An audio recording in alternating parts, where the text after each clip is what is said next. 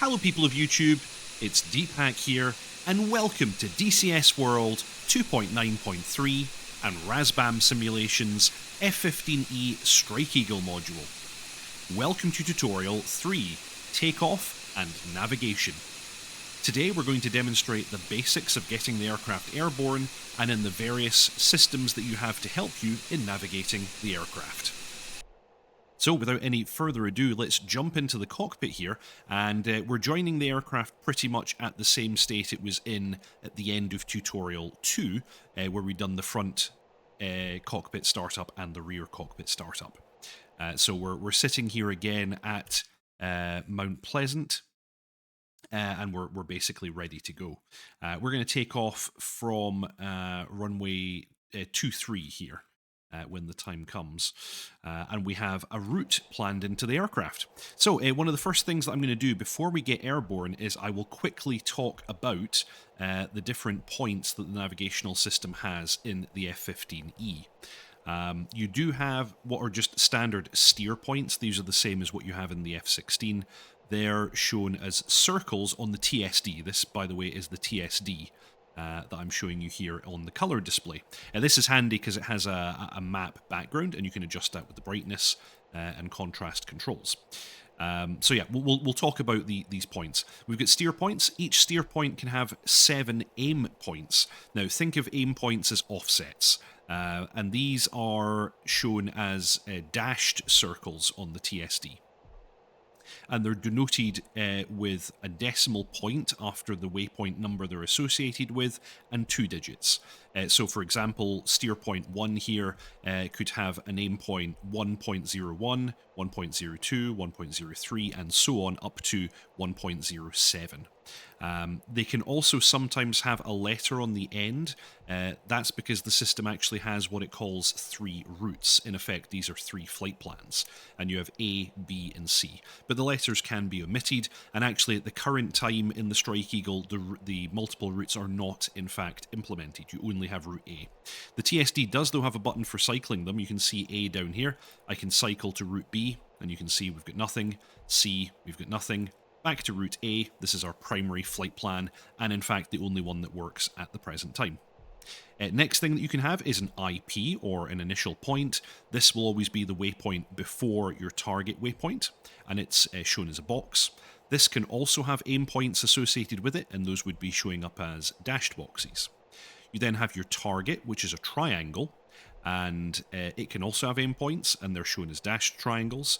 And then you have your base point, which is shown as like a box with a triangular bottom, and this is always your origin point. And you can see here it's showing up pretty much where we currently are.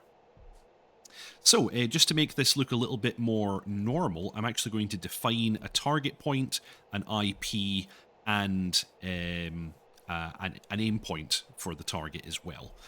You would normally do all of this in the mission editor, of course, and I will demonstrate that in another video, but very quickly for just now, I'm going to show you how to quickly create these. If you click on most of the stuff that you interact with in the navigation systems, by the way, is via the UFC, you can see that we've got steer point 1A, so that's just steer point 1 for route A, shown here at the top right of the UFC. If I click it, we go to the steer point menu, and from here we can do all kinds of stuff. So let's say that I want to make steer point 3 our target. Targets are simply denoted by the number of the steer point and a decimal point after, and nothing else. So I can make steer point 3 a target by simply entering 3 dot into the scratch pad and then clicking into the steer point window at the top left here. And if I do that, it's actually going to complain. That's interesting. Do I have to be cycled to 3 first? 3 dot. There we go. Okay, fair enough. So the first mistake of the video. You have to actually click this button to cycle through your waypoints. You can also actually, steer points, sorry. You can choose them by entering the number and just putting it straight into the box using the scratch pad. But you need to have already selected the steer point that you're going to turn into a target. So to turn steer point 3 into a target, I cycled to 3, and then I entered 3 decimal point. I wonder if that works with just decimal point. No, it doesn't. So you need to confirm it by having the number as well. So if we now zoom down on the TSD, you'll see the new symbology. We've got a steer point 1, we have an IP2, we have a target point 3, and then back to steer point 4. And you'll note that target point 3 is now denoted with a decimal point after as well. So that's pretty cool. Let's say that we want an aim point off of that target as well. It's not uncommon for flights to have a common target point denoting the target area, but for individual aircraft to be assigned different aim offsets from that point. So let's go to the F10 map and let's do this kind of an easy way. If I go over to the area of waypoint 3, I say I know I want a target on this hill. I can press left alt and left click and I get my little coordinates window, and I can go back to F1 and this will stay with us. So I want an offset from 3. So what we can do is into the scratch pad we can type 3 decimal point 01, basically denoting that I want to have an aim point 1. I can pop that into the steer point window and you'll see that it gives me a new point with blank coordinates. That's exactly what we want. So now into the window I'm going to type this set of coordinates. So I can do Shift and S to get south, and then you can see it gives me the degrees and the decimal point for doing coordinates, and we just enter 512352, and I can put it into the top window here. We then want, I was going to call it an easting, but actually in this case it's a westing. So again, we go Shift and W, we now have a westing. Note that we need a leading 0 for this system, so we go 0, and then it's 5-9er 1830. Enter that into the bottom window, and now we want to get an elevation as well. If it's going to be used for targeting, you always want to have an elevation. So 728 feet into the elevation window, and now we're done. We can hit menu to go back to menu 1, and we can hit OK to hide that coordinates window. So if I now zoom down on the TSD again, we can now see that we have steer point 1, IP2, target point 3, and an associated aim point offset of 3.01. So that's all working nicely now. And I could say I want to target that. I could enter 3.01, drop it into the steer point window there, and we're immediately navigating to that. Perfect. Alrighty, so that's us. We've set up some points here. I'm going to go back to just navigating towards steer point 1. So I'm going to enter 1 into the scratch pad, put it into the steer point, and we're back in normal operation. So with all of that, let's proceed to the runway and get airborne.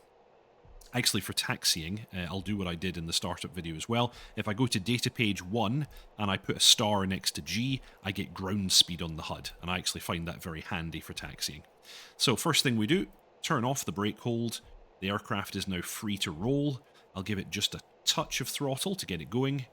And note that the nose wheel steering is on whenever you're on the ground in the F-15, so I can just immediately start using the rudder pedals. I don't need to press nose wheel steering. If I do press the nose wheel steering button, I get the high gain option. Let me just try that just now.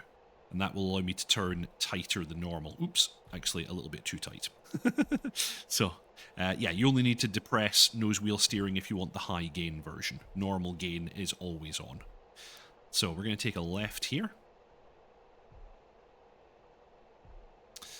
And then it's a right onto the runway here at Mount Pleasant. And I will demonstrate a normal takeoff. Note that on the HUD, we currently are getting heading information to steer point 1. At the bottom right, we have the navigational block, and it confirms to us we're in nav mode, navigating to 1A.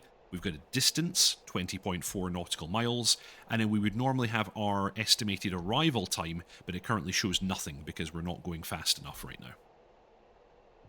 And then, of course, all the standard stuff here on the HUD as well. We've got airspeed on the left, altitude on the right. We have the radar altimeter tape showing on the right here just now. Angle of attack, ground speed, all the kind of standard information. Vertical velocity is shown just under altitude as well.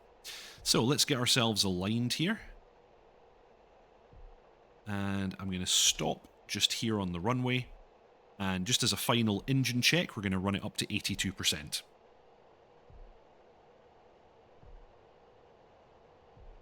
Okay, we're stable at 82.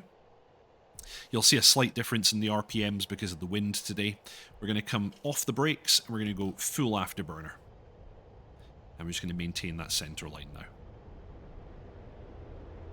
We're very light today, so the aircraft will accelerate fast. Above about 130 knots, I'm going to gently bring the nose up to about 10 degrees.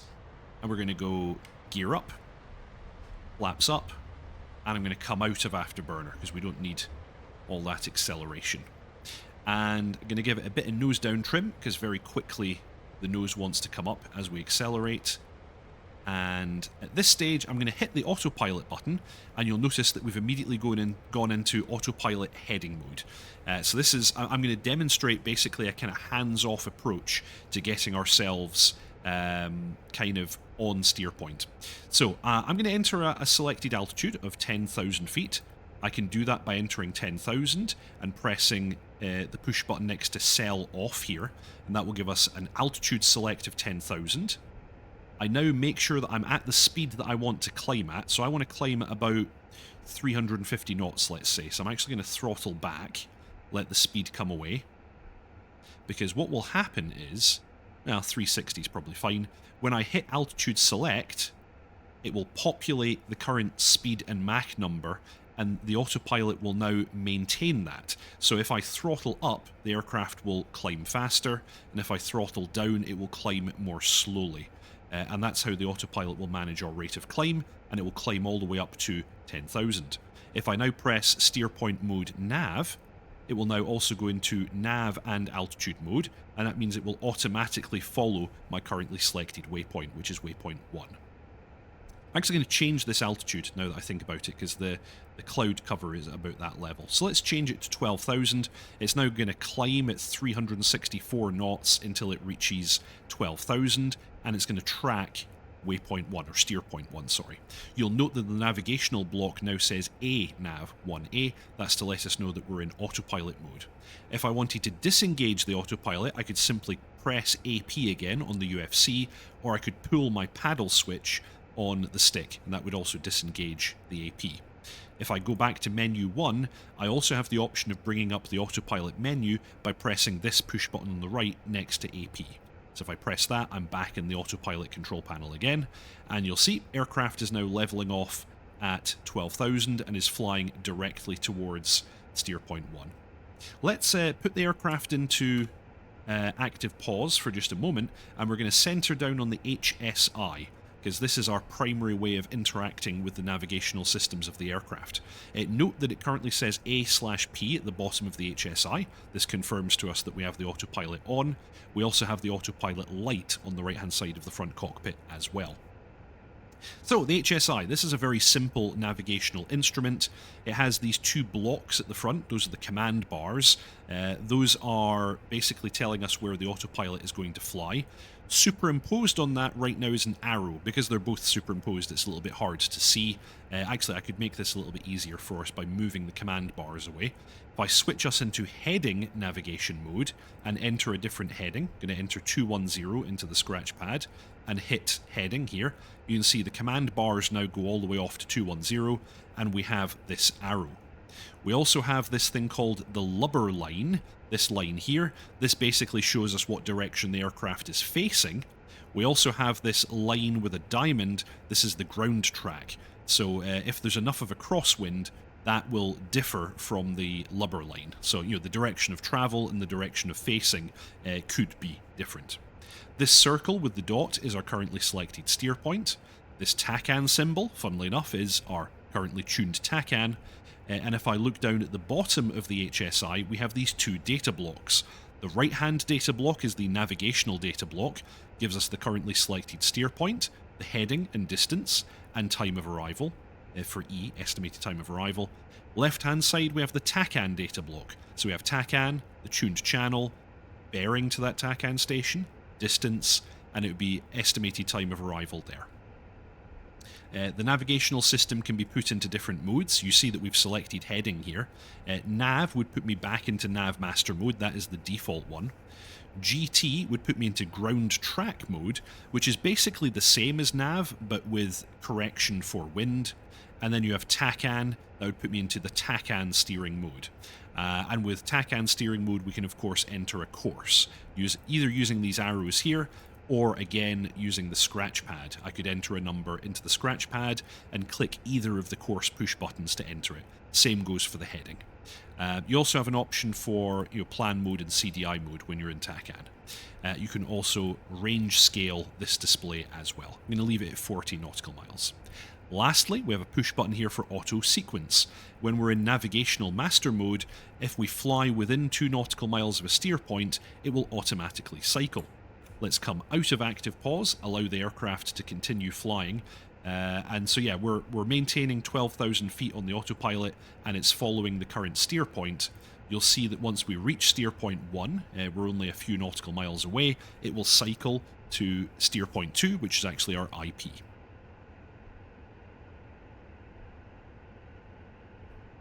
Nice and simple. There are another couple of modes that can appear down here as well, by the way, but they're in relation to landing. They're to do with instrument landing systems and such like. We won't be covering those today. So approaching 2 nautical miles. If we're 2 nautical miles like left or right, it would kind of switch immediately, but because we're going to overfly, it will allow us to fly right over the top. So cycled 2, and the autopilot is then immediately turning us onto steer point 2. Let's bring the speed back a little bit. We're actually going to a bit too fast. We don't need to be flying this fast. While we're on inbound to steer point 2, another quick thing to tell you about the UFC.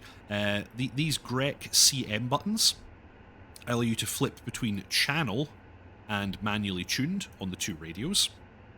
However, if you press shift and one of these GRECs, it will add a G onto the end of your frequency. That lets you know that you're monitoring guard, and that, of course, is always best practice. I also missed something that I should have done before takeoff. I haven't turned on my IFF correctly. You see that, well, it is on. I've got here IFF mode 4. If I go into this menu, you would normally also put in like a mode 3 code, and that's more for civilian air traffic control. So I'm going to do that just now, and then press it to enable it. So I currently have mode 4 and mode 3 on. If I go back to menu 1, you'll see IFF 3 and 4. You can also check this. The reason I'm mentioning this is because it's very important on online servers. This is also your IFF control panel down here. Make sure that you're in mode A and that you're in normal master mode. That will then mean that your IFF transponder is giving out the correct codes. Other things we have here in the UFC, we've got the low altitude warning. I've currently set it to 450 feet. Currently tuned TACAN. I can just enter a channel and press this push button, or I can press the push button without anything in the scratch pad, and I get the TACAN control panel. From here, I can turn my TACAN on and off. I can be in air-to-air, transmit and receive, or just receive modes. And I can also go into program, and I can create a series of TACAN offsets, but I'm not going to do that today. Pressing menu will take me back to menu 1.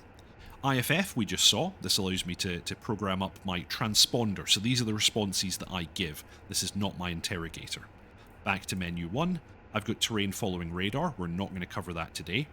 On the right hand side, I've got my the FLIR. We're also not going to cover that today. We've got our IFF interrogator here on the right hand side. This controls the interrogations that I send out in my air-to-air radar. We're also not going to cover that today. I then have the autopilot page, which I've already covered. Back to menu 1, and then I have my currently selected steer point. Pressing this will bring up the steer point menu, and then I can click this top left push button to cycle the steer points. Alternatively, from menu 1, I can simply type in the steer point that I want, and then press the push button for steer point, and I will immediately navigate towards that.